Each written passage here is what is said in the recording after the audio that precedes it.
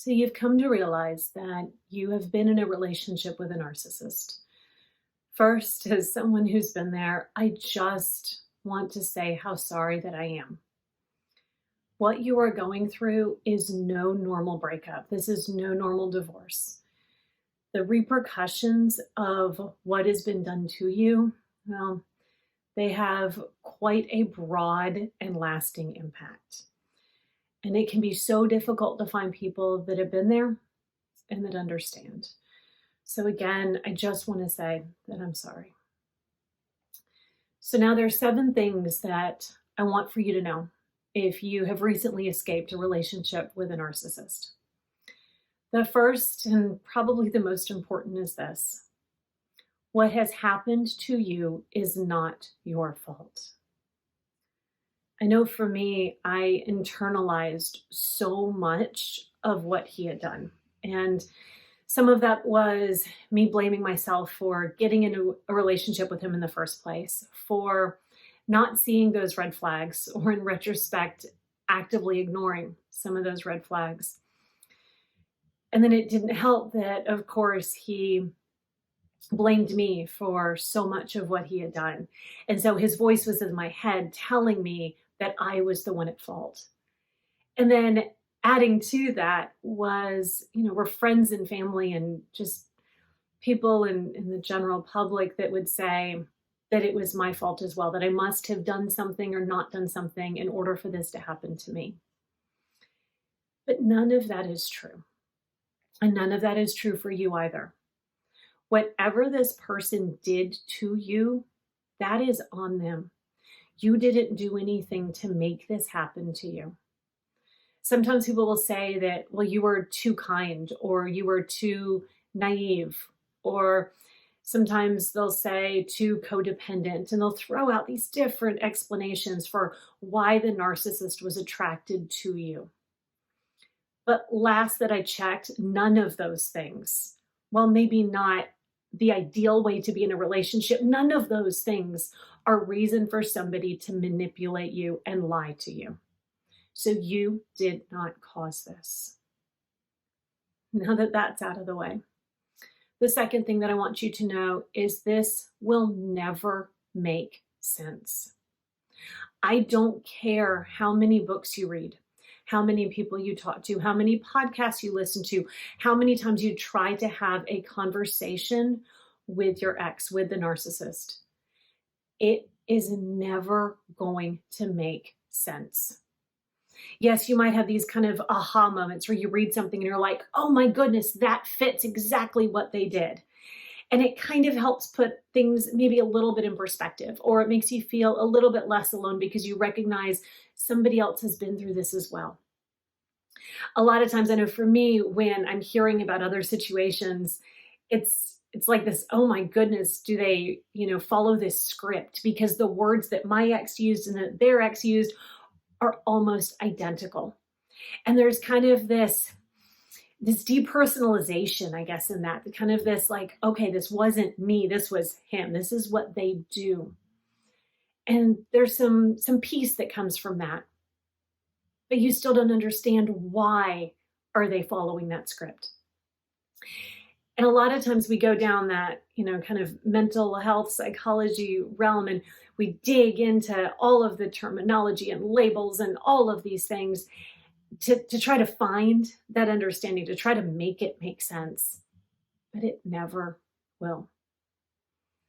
And one of the reasons it never will is this isn't how you see the world. This isn't how you operate. So it's never going to make sense because this isn't stuff that you would do. So let go of trying to make sense of it, because ultimately it's just busy work, and it's busy work that's keeping you from moving forward. All right, the third thing I want you to know, and this is kind of another hard one, is you are never going to get either the apology or the justice that you think you need. And I'll get back to that think part in a minute. So first, on the apology, narcissists aren't exactly known for their apologies, and a sincere apology is never going to happen. Anything that they say to you is always going to be coming from a place of either manipulation or on trying to protect themselves. And so you're never going to get that vulnerable, heartfelt apology. You're also never going to get justice. What has happened is not fair. There's no fairness in it whatsoever. And I know that we so desperately desire for things to be fair. And so we think that once they pay, whether that be financially or through the court systems or through something happening to them, whatever that might be, we think that once that happens, then those scales of justice will be balanced and everything's going to be okay then. But that's not going to happen either. Because even if they do end up with some sort of a court charge or something bad happens to them, or they end up having to pay you some insane amount of money, it's going to feel good in the moment, but it's not going to erase everything that was done. And ultimately, it's not going to give you that sense of closure that you're really looking for. Now, the reason I said you're never going to get the apology or justice that you think you need is that you don't really need those. Would they be nice to have? Absolutely. But it's not a requirement. And it's a requirement, and I speak from experience on this one. I really thought at first I needed that apology. And I said to myself, once I get that, then I'll be okay. And I'll be able to put all this behind me and start to rebuild my life. And then that never came. So then I put all of my hopes into the court system. There was a criminal case going on. And I was like, once he gets convicted of bigamy, then I'll be okay. Then I'll be able to put all of this behind me and begin to rebuild my life. And then that fell apart. And at that point, I didn't have anything left to sort of pin my hopes on. The apology was non-existent. The court stuff had all sort of fizzled. And so I was left with, well, I either wait forever or I figure this out. And what I ultimately decided was to figure it out. And when I did that, I realized that reality, none of those things that I wanted from him, that justice or that apology, would actually have brought me the peace that I was able to find through all of the hard work of processing everything and doing the work on myself to recognize all of the things that I brought into this relationship and what he didn't take from me and what I still had. But most importantly, when I stopped fixating on the apology and on justice, I was able to put my energy into building that life that I really wanted. Okay, the fourth one. Once you've ended a relationship with a narcissist, you are, let's just say, kind of primed to see them everywhere. And, part of that, it's like our limbic system, our flight or fight response is turned up high, and we tend to be hyper vigilant. We are looking everywhere for others that are gaslighting us, that are manipulating us, those super charming wolf in sheep's clothing kind of people. And so we tend to think that we see them everywhere.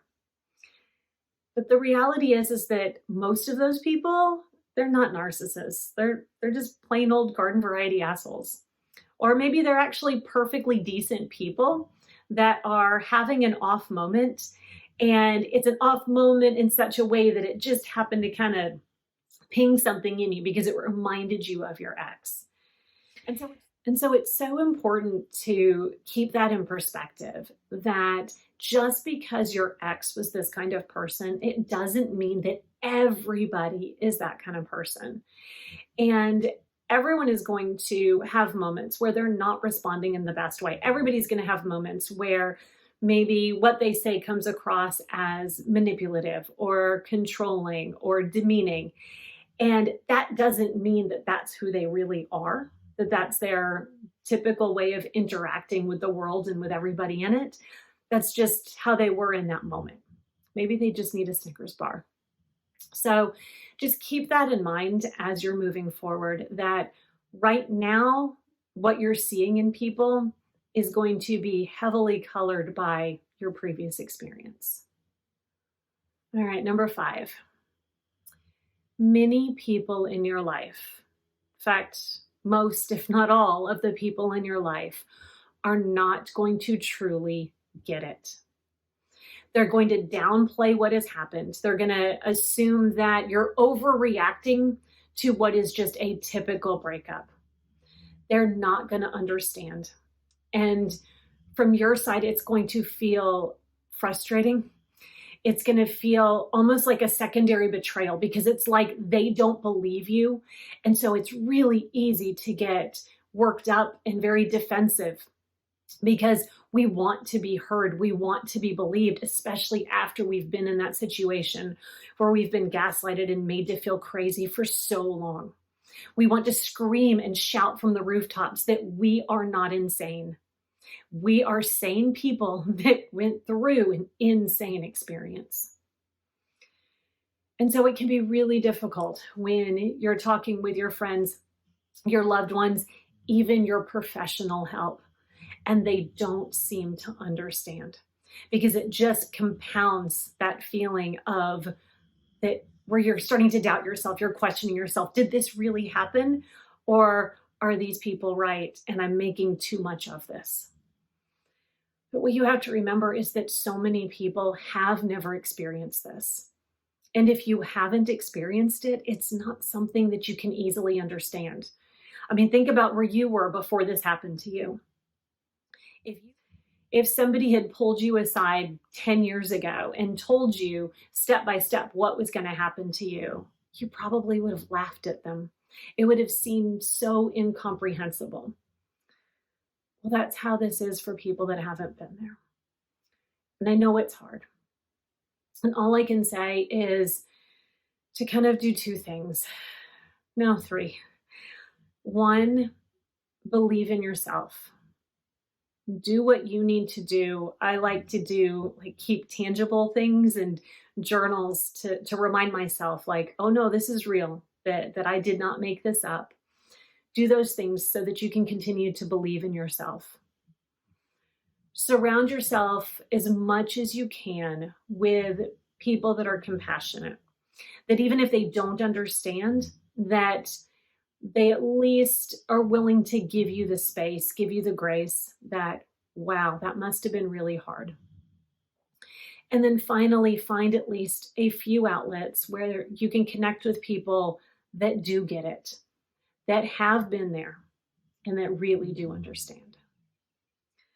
And part of that dovetails nicely into number 6. Learning to trust yourself is now your most important job. When all of this first happened to me, I mistakenly thought that my biggest hurdle was going to be learning to trust other people again. And so that's where I put my energy. But then I eventually realized that, whoa, that's not really the core problem here. The core problem is that I had completely lost trust in myself. And in fact, to this day, 13 years out, that's still the piece that I have to be conscious of and that I still have to put effort into. And we lose trust in ourselves because we feel like we didn't recognize who they were early enough. We lose trust in ourselves because at some point while they were lying to us, we were also lying to ourselves. We were downplaying things or denying things. We didn't see things, usually out of fear. We lose trust in ourselves because we were gaslighted and we were told that what we are seeing and what we are experiencing isn't real and didn't happen. And so at some point in all of that madness, we started to trust them more than we listened to ourselves. And that's a really dangerous place to be.